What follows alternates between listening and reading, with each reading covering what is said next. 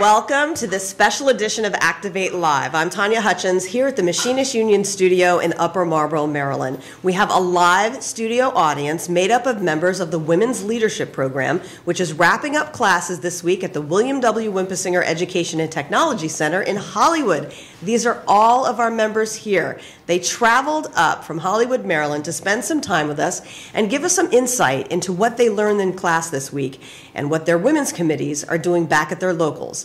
We're going to speak with General Secretary Treasurer Dora Cervantes, Women's Department Director Rhonda Rogers, and 2 IAM members. So we have a lot in store for you today. But first, some statistics for you.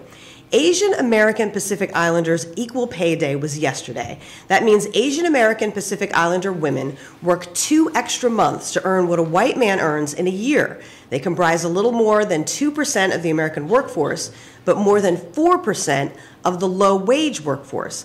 They need equal pay, and as union women, we support equal pay policies on the state and federal levels, including the Paycheck Fairness Act. On average, Asian American women earn 87 cents for every dollar a man makes, and there are even bigger wage gaps when you break down the stats by nation of origin. Now, the big equalizer is the union, because union women earn $231 more each week than women without a union voice.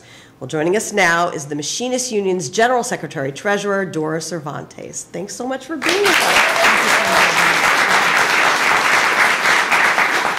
Now, Dora is our first woman General Secretary Treasurer, and we are so proud of you. What did that feel like when you were first sworn in after this long history of all men leadership?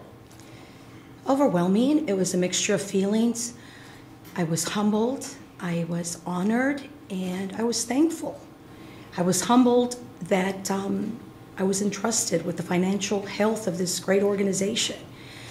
But then on that, I was also honored that I would be representing and servicing our member.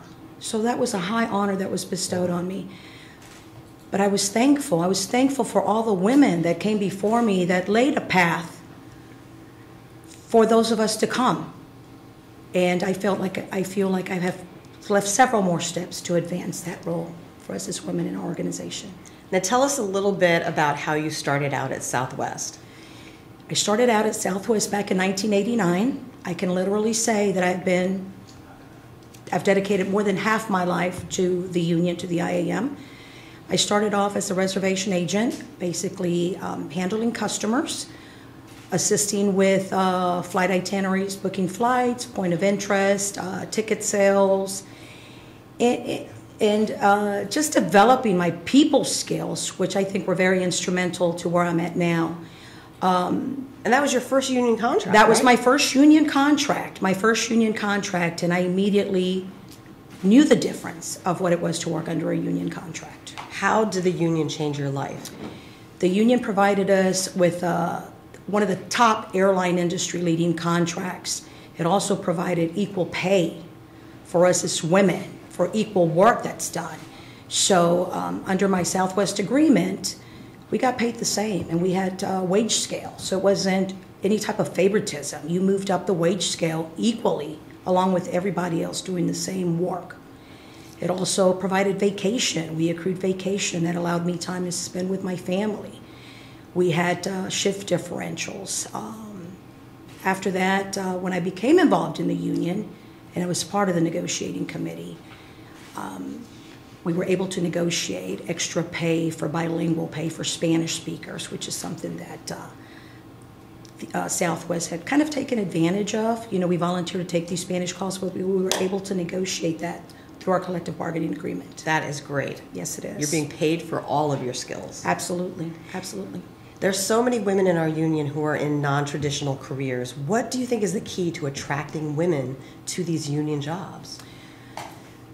You know, it's exciting that women are going into these non-traditional jobs, and you said it earlier. You said it earlier that women make $231 more under a union contract, and that is an attraction in itself for any woman.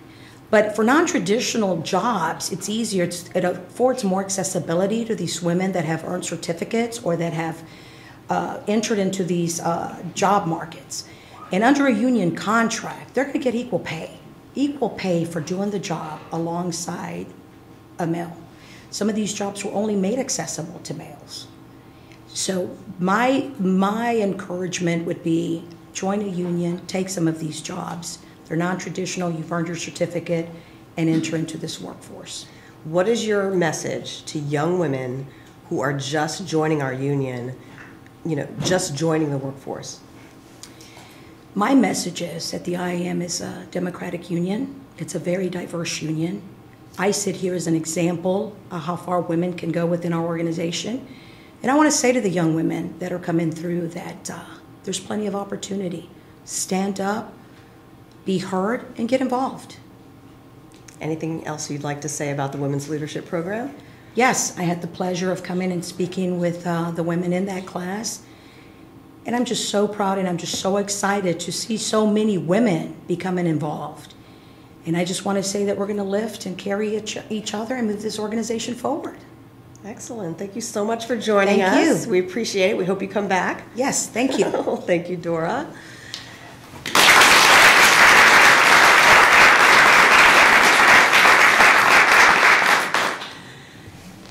So we're hoping that you join the conversation. You see that we have a live studio audience today. Our Women's Human Rights and Young Workers Department is actively, I think, running the Women's Leadership Program, if I have that correct, at the Whipplesinger Center in Southern Maryland.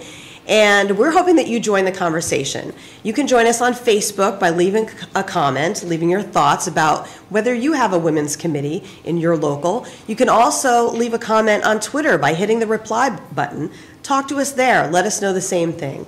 And joining us now to tell us about the program is Director Rhonda Rogers. Rhonda, thanks for being here. Rhonda, you have turned into one of our regular guests, so we appreciate it. Well, tell us a little bit about how did the Women's Leadership Program come about? Well, I'm not exactly sure when it began, but what I do know is that in 1996, a resolution mandating that the local lodges have a women's committee. And so I assume that the classes came after that. I started out at the William W. Whipplesinger Education Technology Center as an instructor in 2011, and we had a women's, it was called Women's Basic, and so we're working to change that. We've renamed it Women's Leadership. We will also have a Women's Advanced Leadership program. Great, so it's growing. It is growing. Okay, what is covered in the current class, the current program? The current class is focused on helping our sisters build women's committees.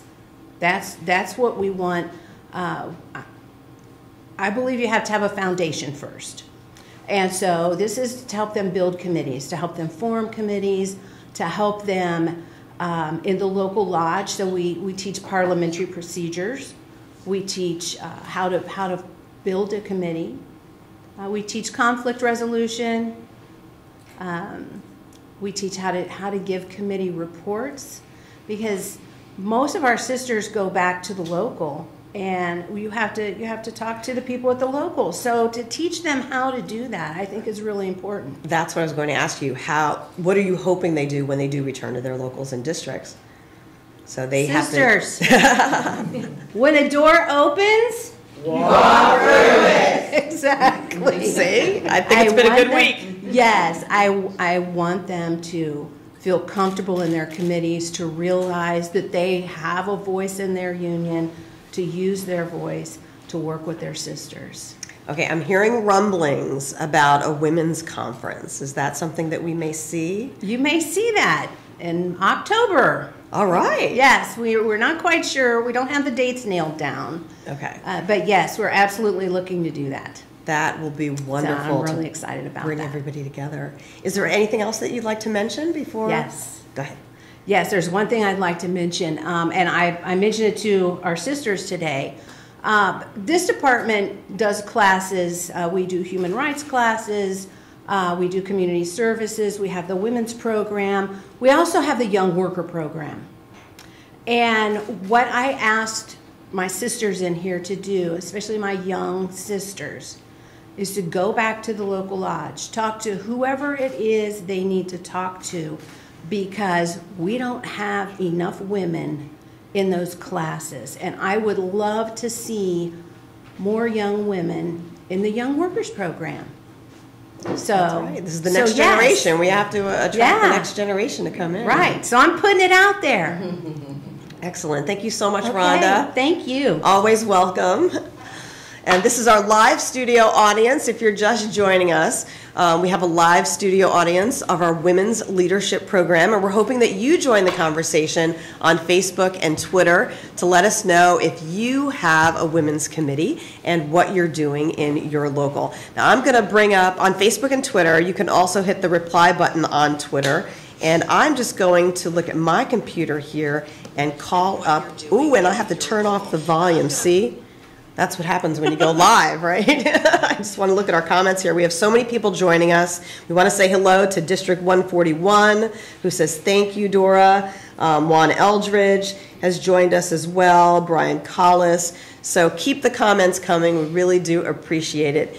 And we're going to go on to our next guest, who has been gathered this week at the William W. Wimpesinger Center in Hollywood, Maryland. And we're talking about all these women's committees that are throughout our union, educating our members about issues important to working women and how we can attract more women to the labor movement and union jobs, which are on average better paying jobs. Now, joining me now is Katie Rayon Eagleson. I hope I said that correctly, a steward with Local Lodge. Local Lodge 751A in our Western Territory. Thanks so much for being here. Thanks for having me. And you were close. It's Ray Ann. Ray Ann. And right before we came here, me and my sisters, I am no longer A. I am 751F. All right. Okay. So we got a live update right there. 751F. Tell us a little bit about your job and what you do.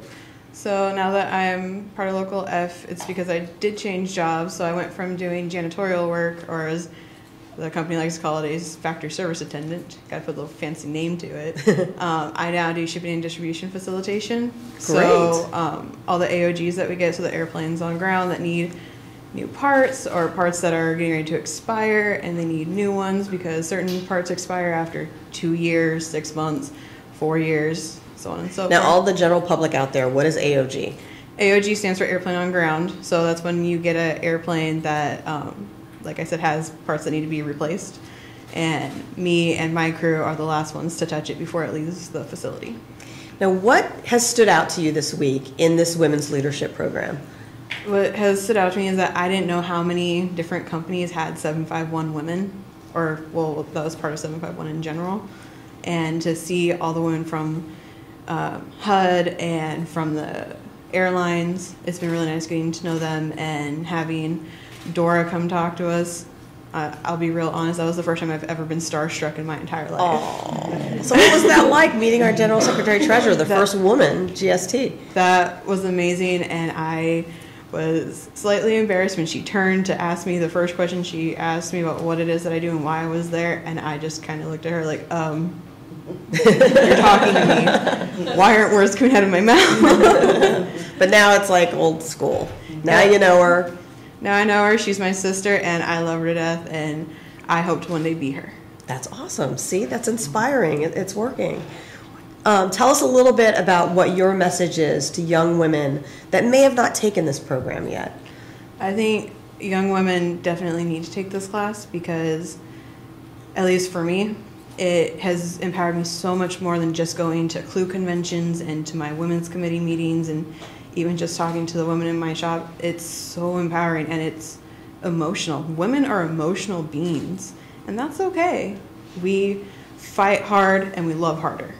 It's a sisterhood, isn't it? It is a sisterhood, and I'm all about my sisterhood. My family has been part of IAM for 30 years. Wow. I have only been a member, or dues paying member, for almost 4, and I love it. Now, 3 out of those 4 years, you have been a steward, correct? Yep. And most of the time I was local aid, I was a steward for the janitorial crew. How did you decide that you wanted to be a steward? How did you become a steward? Mostly it was from knowing a lot of people before I started working for Boeing that were strong individuals. You know, there's Terry Mayette, who is my local F president, There's Dean Bartman, who's a business rep. There was my dad. There was all these people that I saw making a difference. And when I came in and I saw how horribly janitorial was treated, I decided I wasn't going to let that happen for much longer. I became a steward, and I put those managers in their place. When they saw me coming, they knew that I was on a rampage, and I wasn't taking no for an answer. They took you seriously. Oh, they did. At first they didn't. They're like, oh, it's just some little girl. Mm-hmm. And I showed them that little girls have big bite. That's right. There's this thing called the grievance procedure, and you will use it. That's right. Is there anything else that you'd like to tell young women, even if they're just starting out in the industry? Don't be afraid to say yes, because on average, women have to be asked 4 to 5 times a question before they say yes, whereas usually a man only has to be asked once, like, okay, yeah, I got this. Nah, ladies, you got this. I was afraid too when I first started out for about a month. And then I met these women, I met these people, and my bark and my bite just got bigger and badder, and I am so proud of all the women that have come before me, that I aspire to be, and for everyone that is coming in, they just need to know that they can do it. And I will hold your hand, whether you live in my state or not. I don't care. I will hold your hand, and I will show you how to do it, and all the sisters will help each other out. Well, thank you so much for being here. We appreciate it. Tell us again the city and state you're from, because I don't think we mentioned that part. I am from Seattle, Washington. I work in SeaTac, which is our distribution center. It's called SDC, so it's not far from Seattle at all. Thanks for being here. I'm going to give you a fist bump. She was awesome. Thank you for having me. Thank you so much for being here. And as you see, we have a studio audience, a live studio audience. This is the Women's Leadership Program. And all of the members traveled up here from Hollywood, Maryland, which is about an hour south of our headquarters in Upper Marlboro, Maryland. We're hoping that you will join the conversation on Facebook and Twitter. Leave us your thoughts with a comment on Facebook. Hit the reply button on Twitter. We're trying to get people to do that as well. We have Kim Rose saying, way to go, Katie. So we got a shout out from Kim Rose. I am Local Lodge 1979, says aloha from Hawaii. So, wow, they got up early there. So thank you so much for joining us. Edmundo Osorio saying, awesome job, sister. So we have a lot of people that are joining us, and we always like to say hello to all of the people who have joined us. So we have another member right now. We have Safire Fuentes, recording secretary at Local Lodge 1137.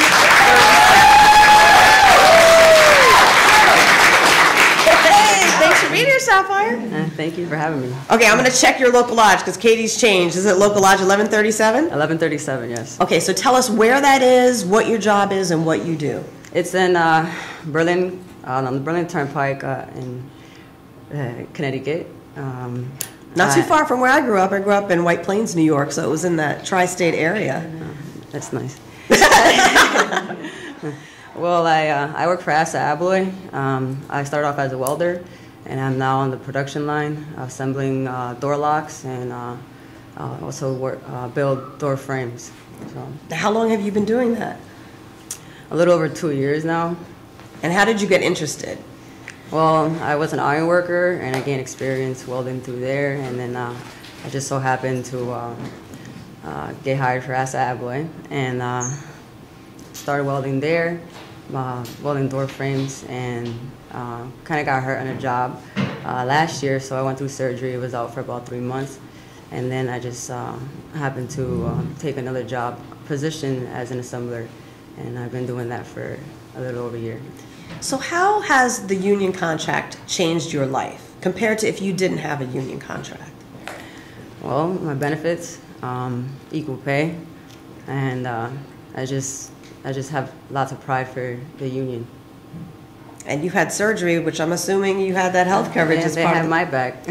Wow. Well, we're glad that you're here and healthy and able to talk to us. Mm-hmm. You've been in this class all week like everyone else. What are some of the things that have stood out to you this week in class? Well, the fact that I was able to learn how to form, well, now I learned how to form a women's committee, and I would like to take that back to my local and form one for ours. as well. So you did not have a women's committee before taking this class? I've heard we had one, but we no longer do. But I would like to bring it back. That would be wonderful. So you're making change maker. Yeah. What are some of the things that you would like to tell some of the women back in your local? I would say everyone can work together. Everyone is there for one another. We just have to help each other out. We need a little bit more support, and I'm there to guide you through that. What do you think it's going to take to get young women to be active in the union? I mean, you said you have the support, so that's key right there, and you're obviously a role model. What do you think it's going to take to get more young women, who are in their 20s, to be active? Just a little push. I would say there's nothing we cannot do. So, like they say, if you see the door open, just walk right through it. Take that first step towards anything you want to do, and it can happen. Any message that you want to tell to other women across the country, even to the non-union women out there? Yeah, don't be afraid. I'm sorry. No, you're fine. You're fine. We even have Katie saying, "Love you, Sister Safire." She's got you on there. This is my first time on air. You're doing great. How's she doing?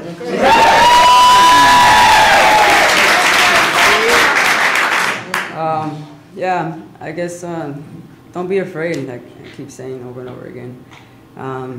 Have confidence, and you can do it. What are some of your dreams and aspirations? I mean, where do you see yourself in 5, 10 years? I would like to be a welder instructor, and I would like to teach women and younger, children, younger people to become welders themselves. That would be great. And I think you're doing a great job as a role model already, because when people say that you're a welder, what kind of reactions do you get? Oh, well, I'm like, what? You're a woman and you can weld? That's awesome. You're like, yes, I can. Badass. That's right. Well, thank you so much for joining us. We appreciate it. Anything else you want to say before you go? I love you all. All